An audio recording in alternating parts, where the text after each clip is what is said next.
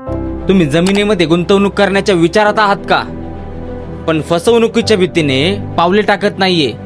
आजच्या व्हिडिओमध्ये आपण जमिनीच्या खरेदी विक्रीतील 5 महत्त्वाच्या गोष्टी पाहणार आहोत. मुद्दा 1, कागदपत्रांची तपासणी. सर्वात आधी जमिनीचे सातबारे फेरफार उतारा आणि जमिनीचा नकाशा तपासा. अनेकदा आपण फक्त कागदावर विश्वास ठेवतो, पण प्रत्यक्ष जागेवर जाऊन चतुर्सीमा तपासणे खूप गरजेचे आहे. मुद्दा 2, टायटल क्लिअरन्स. जमीन ज्याच्या नावावरच आहे तोच खरा मालक आहे का, तपासणीसाठी टायटल सर्च रिपोर्ट घेणे आवश्यक आहे. वकिलांचा सल्ला घ्यायला विसरू नका. मुद्दा 3, जमिनीचा प्रकार. जमीन शेतीची आहे की एनए. जर तुम्ही तिथे घर बांधणार असाल तर ती जमीन एनए असणे कायद्याने गरजेचे आहे. मुद्दा 4, जमिनीवरील कर्जाचा बोजा.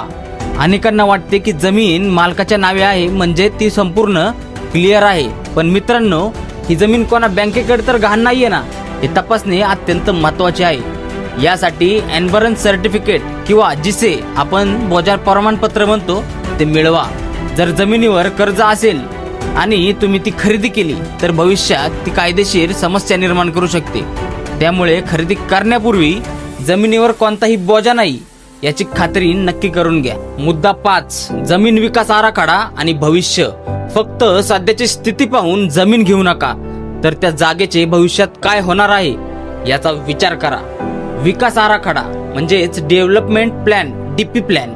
सरकारचा त्या भागासाठी काही नवीन रस्ते, रिंग रोड, MIDC किंवा विमानतळ प्रकल्पाचा प्लॅन आहे का? भविष्यातील वाढ. जर एखाद्या शेती करण्यायोग्य जमिनीच्या बाजूने नवीन हायवे जाणार असेल तर भविष्यात त्या जमिनीचा दर नक्कीच वाढणार असतो. नेहमी गव्हर्नमेंट प्लॅनिंग पाहून गुंतवणूक करा, म्हणजे तुमचे पैसे सुरक्षित राहतील. असेच रिअल इस्टेट संबंधित टिप्ससाठी आमच्या चॅनलला सबस्क्राईब करा. जर तुम्हाला काही शंका असतील तर खाली कमेंट बॉक्समध्ये नक्की विचारा. भेटूया पुढच्या व्हिडिओमध्ये.